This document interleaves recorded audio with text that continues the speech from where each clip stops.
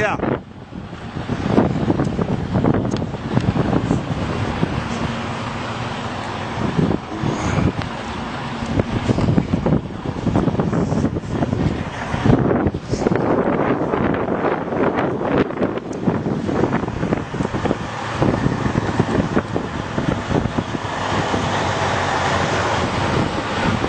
Goes all the way to Washington, D.C., huh? Goes all the way to Washington, D.C. I don't know. Yeah, you Homeland Security? No. Yeah. How far have you taken this down to, how far have you actually ran a load? From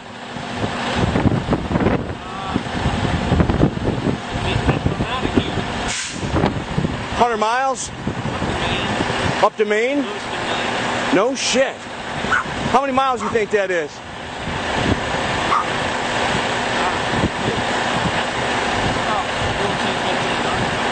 Man, that's unbelievable. Not to mention, I heard there's one that goes all the way to Colorado, right? Unbelievable. What do you think you're hauling? Any idea? Crap. Yeah, okay. Yeah. Crap makes all kinds of stuff. Yeah. You don't really know. Yeah. I know there's been a lot of military stuff being hauled around lately, that's for sure, huh? Yeah, but not in here. We deliver to military. Gotcha. Gotcha. For their food. Yeah. People Yeah. Yeah. Well, I appreciate I heard there's water supply, food supply, everything's in there. huh? Yeah, unbelievable. But you don't get no cell phone service. No. Peace, brother.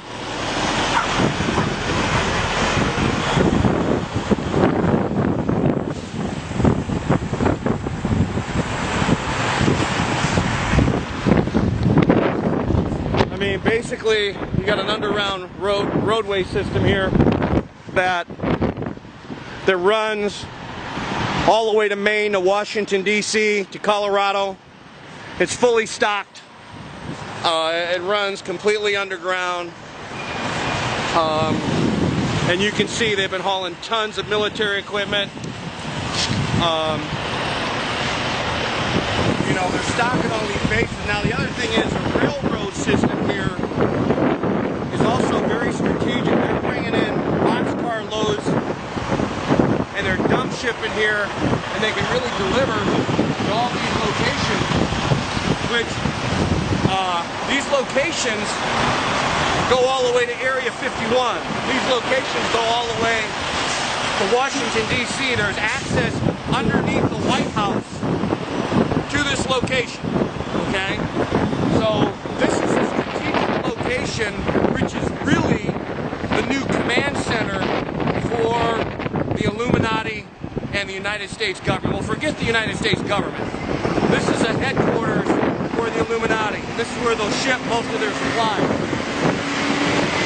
When they go underground, they can stay underground for quite some time. And this is stocked with food, water, everything they need. It's an underground city. So this is the north entrance, and we're going to go see if we can do some more digging.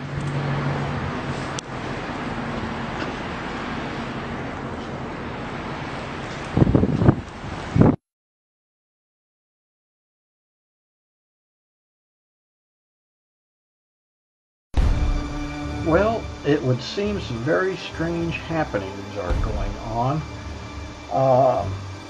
First, I remind you to go back in history and remember Donald Rumsfeld's comment the day before the attack of 9/11, where he said that the Pentagon had lost $2.3 trillion, and then just fortunately, then the Pentagon was destroyed the next day on 9/11/2001. Well, I believe a lot of that money went to go to spending for certain operations for the CIA, FEMA, Homeland Security, and a lot of that was building underground military complex.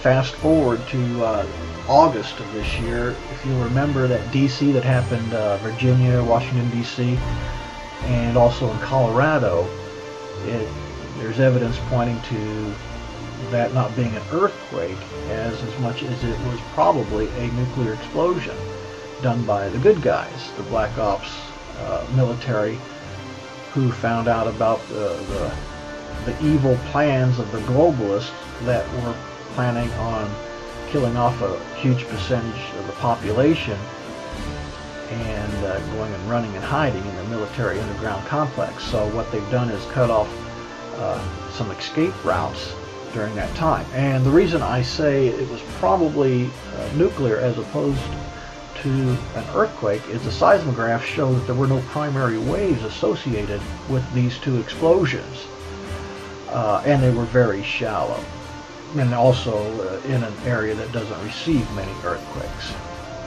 Now, the latest report that I'm getting is long about September 20th, 21st, 22nd of this year, there were at least 13 very powerful underground explosions rocking the United States Midwest, and they registered as small shallow earthquakes with the USGS. Many of the underground high explosive detonations registered as 2.6 magnitude earthquakes. So what they're saying is the U.S. military is sealing off the tunnels so that the globalists and the U.S. ghost government, i.e. the Federal Reserve bankers, FEMA, the DHS, CIA, they can't run and hide from what they're predicting to occur here long about September 27th, give or take a day or two of this year, here just real soon. Officers in the U.S. military didn't seem to be aware of Obama and the globalist plan converging on Denver for a DEFCON 1 meeting, meaning nuclear war imminent, a cocked pistol drill.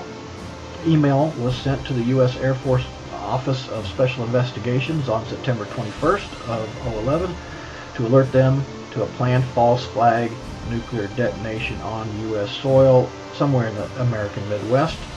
The U.S. Air Force Office of Special Investigations were the ones who raided the Citadel gun and safe store in Las Vegas on August 21st to recover stolen nuclear warhead detonators. They were the ones who intercepted the transfer of improvised nuclear warheads by the CIA in the tunnels that connected the deep underground military bases on August 23, 2011. The impoverished nuclear bombs, the W-54 style warheads, they were being transferred via those tunnels to Washington, D.C. and New York City when they detonated during a firefight between U.S. military personnel and the criminal CIA, DHS, FEMA operatives. It would appear that the U.S. military had a deadline to meet and has already damaged, destroyed, or sealed at least 13 underground tunnels or bases, and perhaps their incentive was the fact that Obama, his shadow government, and the globalists had made plans to save their own hides while leaving the rest of us to fend for ourselves. Perhaps they investigated and confirmed that another false flag nuclear detonation was imminent and acted accordingly to prevent it. The following video details the contents of a Department of Defense document entitled Internment and Resettlement Operations, also known as FM 3-39.40. The document is 325 pages long and it is signed by Joyce E. Morrow, Administrative Assistant to the Secretary of the Army. It was created in 2010, however, has just been recently leaked to the public via the internet and can now be downloaded from multiple sources. In the description below, you'll find a download link for the document. I strongly encourage you to download it yourself and to verify everything that's being said here. The document outlines military procedures for internment and resettlement of civilians, and it describes the layout and the administration of these internment camps. It clearly states on page 38 that it applies within U.S. territory, and it specifically addresses the detainment of U.S. citizens, as is indicated by the identification procedures for new prisoners on page 146, which states that social security numbers are to be recorded alongside their photograph and fingerprints.